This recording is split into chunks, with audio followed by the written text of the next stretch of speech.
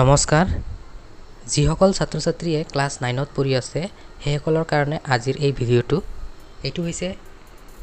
সেবা স্পোকেন ইংলিছৰ নটিফিকেশ্যন এইটো প্ৰকাশিত হৈছিল 4 জুলাই 2024 আৰু ইয়াতে যেহেতু অলৰেডি ক্লাছ 10ৰ ফাৰ্ষ্ট চেন্ট্ৰেল টেষ্টটো হৈ গৈছে এতিয়া ক্লাছ 9ৰ চেন্ট্ৰেল টেষ্ট 1 হ'বলৈ গৈ আছে আৰু সেইটো ষ্টাৰ্ট হ'ব 21 অক্টোবৰৰ পৰা 25 অক্টোবৰলৈ তো ইয়াতে তোমালোকে দেখিছা প্ৰত্যেকটোতে মানে ক্লাছ 10ত দুবাৰ হ'ব আৰু ক্লাছ 9ত দুবাৰ হ'ব যেহেতু ক্লাছ 10ত অলৰেডি ফাৰ্ষ্ট চেন্ট্ৰেল টেষ্টটো হৈ গৈছে এতিয়া ক্লাছ 10ৰ চেন্ট্ৰেল টেষ্ট 2 এটো হ'বলৈ বাদ আছে এটো ষ্টাৰ্ট হ'ব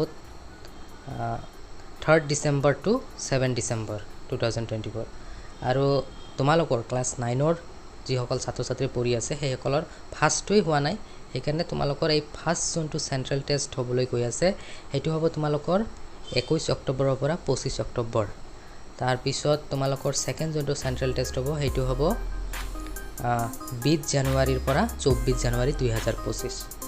তো যিসকল ছাত্ৰ ছাত্ৰীয়ে সেবা স্পোকেন ইংলিছ এপটো ডাউনলোড কৰা নাই তোমালোকে প্লে ষ্টৰৰ পৰা ডাউনলোড কৰি ল'বা আৰু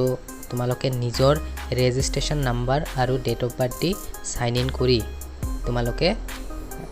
লগইন হৈ থাকিবা কাৰণ তোমালোকৰ 21 তাৰিখৰ পৰা ষ্টাৰ্ট হ'ব আৰু মই তোমালোকক ডেসক্ৰিপচনত লিংক দি দিম কেনেকৈ ৰেজিষ্ট্ৰেচন কৰিব লাগে তোমালোকে দেখিব পাৰা যদি ভিডিঅ'টো চাই ভাল লাগিছে তেনেহলে চেনেলটো সাবস্ক্ৰাইব কৰিবা আৰু বেল আইকনটো প্ৰেছ কৰি দিবা ধন্যবাদ